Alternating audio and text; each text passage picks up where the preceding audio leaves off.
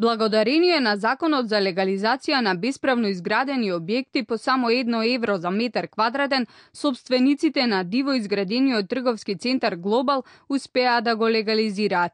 На овој начин фирмите Сим Инженеринг и Делукс Инженеринг, кои како собственици се наведени во имотните листови за Глобал, од газдина дивоградба која правно не вреди ништо, станаа собственици на трговски центар што се простира на површина од над 40.000 квадратни метри и вредност од десетици милиони евра.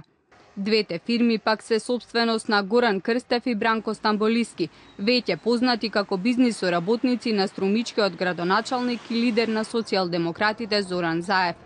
Надлежните институции потврдуваат дека по одлуката на општина Струмица и Заев, Глобал е легална градба и дека фирмите собственици ја искористиле можноста да го легализираат бесправно изградениот објект по 1 евро, мерка која првенствено беше наменета за најсиромашните семејства. Во однос на запишувањето на Глобал по основ на законот за легализација на диви градби или кажано законот за третман со бесправни објекти, таму веќе условите сосема различни. Таму веќе не се бара да се решат имотно-правните работи, значи не се бара да се реши земјиштето, да биде како што е по закон за градење. Потоа општината е таа која што одлучува дали еден објект ќе биде запишан или не.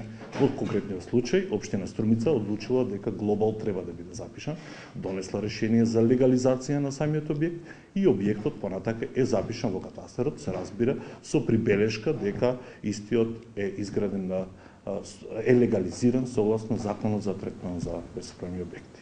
Легализацијата на Глобал не би привлекла внимание доколку пред 6 години Заев и уште 5 други лица не беа обвинети за криминал од 8 милиони евра, токму поради изградбата на трговскиот центар на приватно и државно земјиште. Но ниту Заев, ниту останатите обвинети не одговараа по обвиненијата и немаа можност да докажат дали се невини, бидејќи целиот случај беше затворен со аболиција од тогашниот претседател Бранко Црвенковски.